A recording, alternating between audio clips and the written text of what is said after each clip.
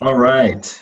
So, day three of the Men in Recovery National Recovery Month extravaganza, here with my good friend, colleague, partner, I don't know, lots of stuff, lots in our relationship. Rick Dauer, the sage, the wise man. Thanks for joining me. Thanks, Dan. How you doing today? I'm good.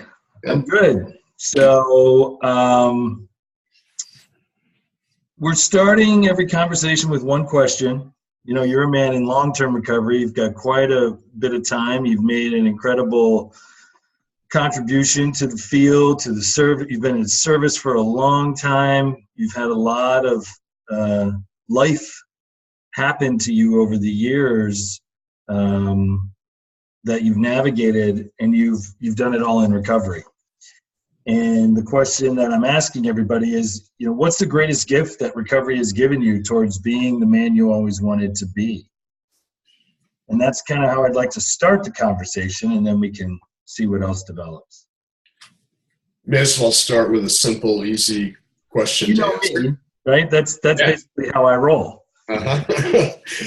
um, I could talk for hours and days about all of the gifts that I've received through recovery in terms of physical and emotional health, my relationships, opportunities, connection with a higher power. But you know what? What it really comes down to is that recovery has given me choice. When I was in my addiction, I felt shackled.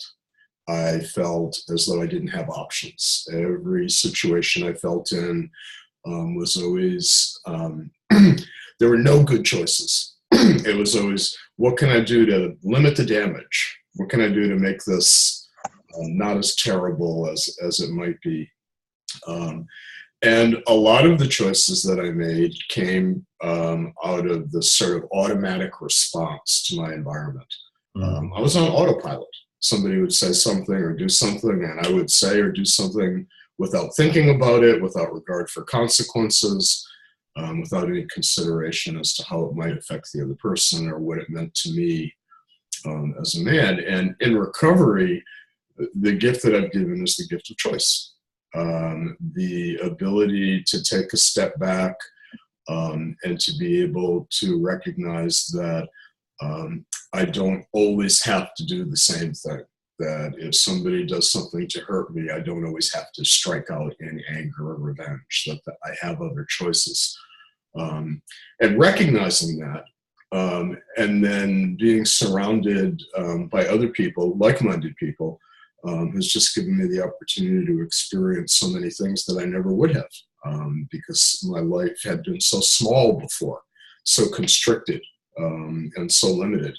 And my recovery feels like just this one great adventure where every day, as long as I keep an open mind and I keep my options open, I have the choice to experience something absolutely miraculous and wonderful. Well, that's awesome. So every interview or discussion I'm having, we distill a word of the day from it. First was integrity, second was authenticity. So obviously the word of the day for this interview is choice. Choice, yes. Is the ability to choose. And you and I have talked a lot about that, and that's always been an important part of the work that we've done in your message and kind of core thinking around masculinity. So can you talk a little bit more about the choice? So you just talked about being able to choose how you respond in any situation. And what does that mean for a man to be able to do that? Well, I mean, obviously, this is at the core of the work that you and I and many others have been doing for the past 7 years.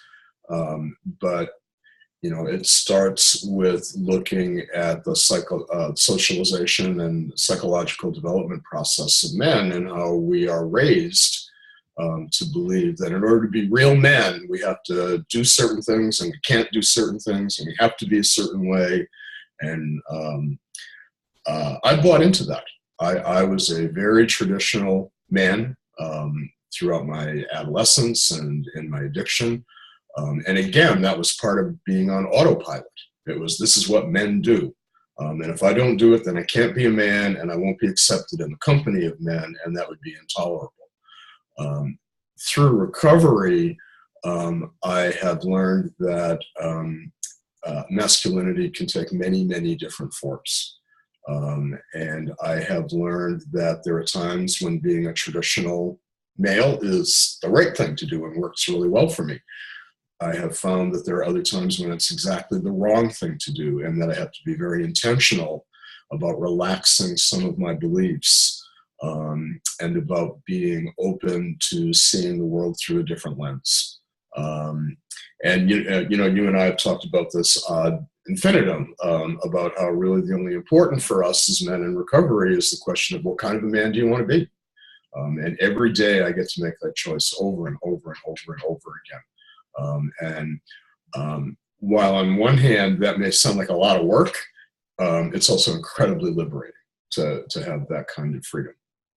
Yeah, and just in case people aren't aware, I mean, I think it's really important to say that, you and I have really been on so much of this journey together for so long, over, I think, 6 years, of really putting a lot of thought into this idea about being men in recovery, putting some structure around that when it comes to services. I mean,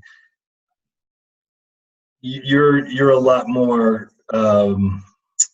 reserved and humble than I am, and so people may not really fully understand the contribution that you've made to all of this work. So I just want to really make that clear, and that it's been a real gift to me to be able to work with you these years, and to learn from you, and to argue with you, and to navigate so much of what we believe in and what we talk about, we've practiced in our relationship. Yeah, I couldn't agree more. I shared an email with a friend of mine the other night, and talked about how our relationship professionally and personally is evolving. And I made the comment that my relationship with you has been so incredibly healing for me in so many different ways. Infuriating at times, and frustrating at times, but in the long run, incredibly exhilarating and creative and purposeful, and a lot of fun too. And I really appreciate that. Yeah, well, and right back at you. I mean, that healing piece is critical, right? Because I was talking with Rob Weiss. He was the first guy that I spoke with, and it was that whole idea of, like, as men, we're great at connecting, and as men, we're great at disconnecting. But what we're not as good at, and what takes a lot of muscle and a lot of heart and emotion and pain, is reconnecting. And then going through that cycle over and over again. And that's something I think that you and I learned from each other, is that we could do it. Mm-hmm. Yep. Get through. Yep. And a lot of that had to do with what you were talking about, the choice to be engaged, the choice to act out, the choice to look within and see, how does this reflect on me? The choice to forgive, the choice, and all of that. I agree. I have that choice because of recovery. I have that choice because of the awareness that, I don't have to constantly protect myself. I don't have to constantly be striking out against anybody that I've perceived to have hurt me, or to just say, you know what, fuck him. Yeah, I'm done. Mm-hmm. I'm done.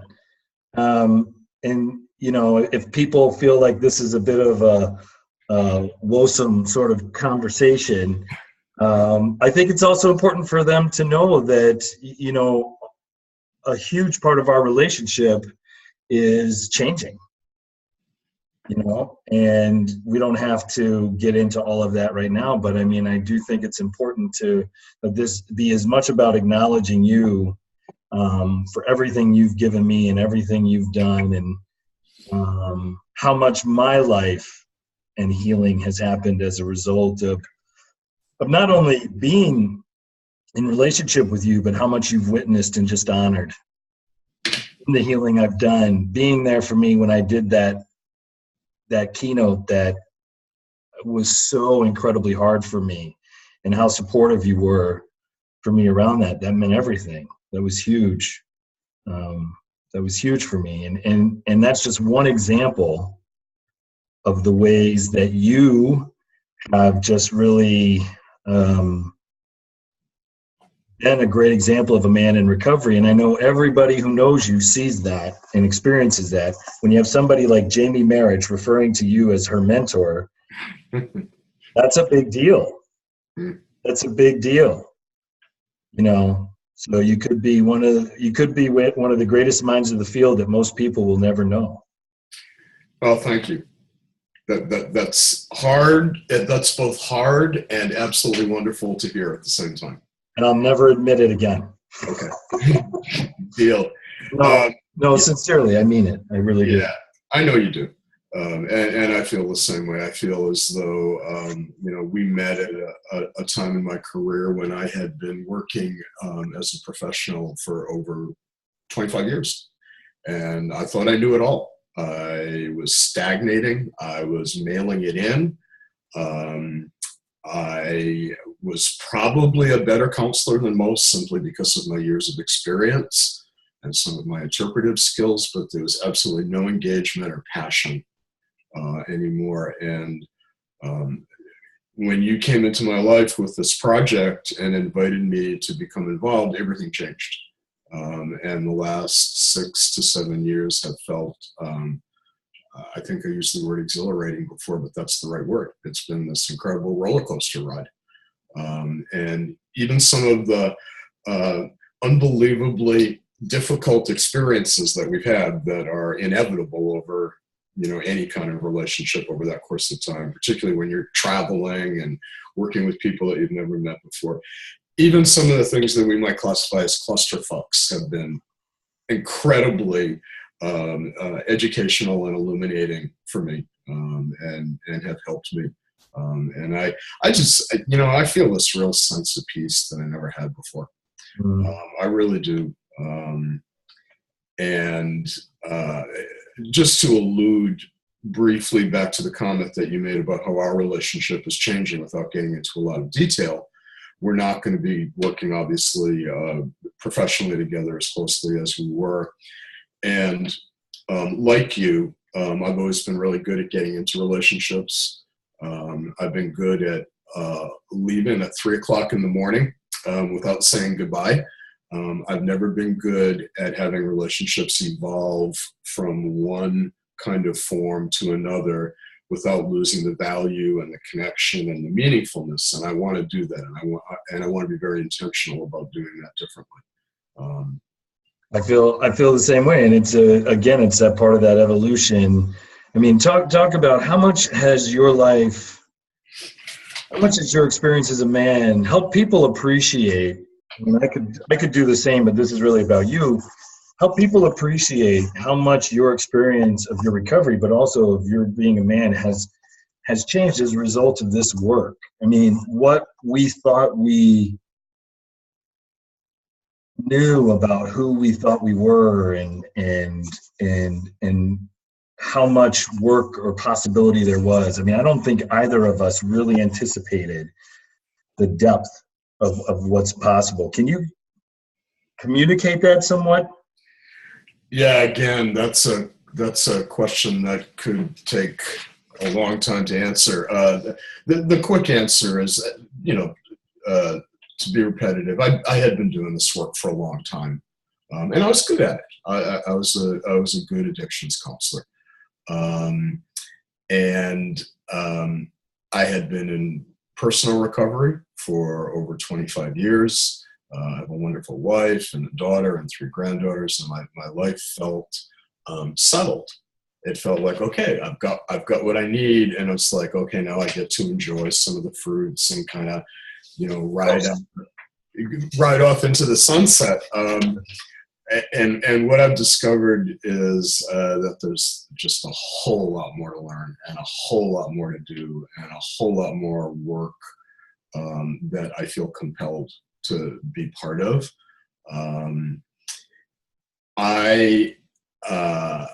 I thought I was in pretty good shape, and the truth is that since beginning to work on and deliver and train this curriculum, I've gone into therapy 3 different times as issues have come up for me. That never would have come up if we hadn't been doing this work.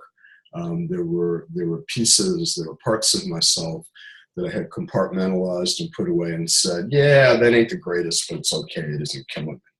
When in fact, on some level, it was killing me. It was just killing me in a very kind of covert, subtle way. And I wasn't aware of that until this entire arena was opened up. And then I began recognizing, wow, I still have a lot of work to do. And fortunately, we share acquaintance with an extraordinary therapist that I've been able to work with, who's really helped me begin to understand some of this. Who I'm also hoping to interview as well. Yeah, he'd be a good one to interview. He has some wisdom. He's got some wisdom. So as we conclude this conversation, I always like to give my guests the last word. And, so I want to reinforce what an amazing journey this has been for me. And I love that the issue of choice, that option of choice, but I mean, the reality of choice is so significant in everything we do. We don't have to be the fathers we had. We don't have to be the partners we saw growing up. We don't have to be the men we were last week, because we have a choice, because we have that consciousness.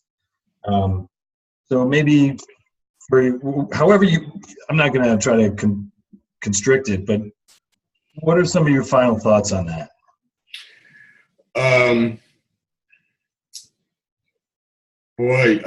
Gratitude. But I mean, that's what comes to mind. It's just that today I just feel real grateful. As you know, I've had some medical issues over the last few years that have been a struggle for me. And through all of them, with the support of my family and my friends and my colleagues and my coworkers, I've been able to manage that with some degree of equanimity. I've been able to hang on to my recovery and recovery principles, and I've learned, or I'm learning how to age gracefully and deal with some things that I never thought that I'd have to deal with. The other thing that I want to say, and this is meant as a heartfelt and genuine thought. I talk to a lot of people in Minnesota and across the country about recovery, and I hear your name all the time. Your work, you're putting yourself out there, you're telling your story, your dedication and passion for this has touched an awful lot of people. And there are a lot of people who are right now reading and thinking about and talking about issues relating to recovery. And I believe that you've played a really important role as a catalyst in that process. And I hope you keep doing it. I really do. Thanks, man. Thank you. This is great. I'm so glad we'll have this to memorialize this changing of our relationship, but just this connection, man. Yeah. Thank you. Love you. Yeah. Likewise. Same thing here, man. Yeah. Have a good day. All right. Happy weekend. Yeah, you too. Happy Recovery Month. Happy Recovery Month. All right. Say hi to Nancy and Grace for me. I absolutely will. All right. Bye-bye. All right. Bye-bye.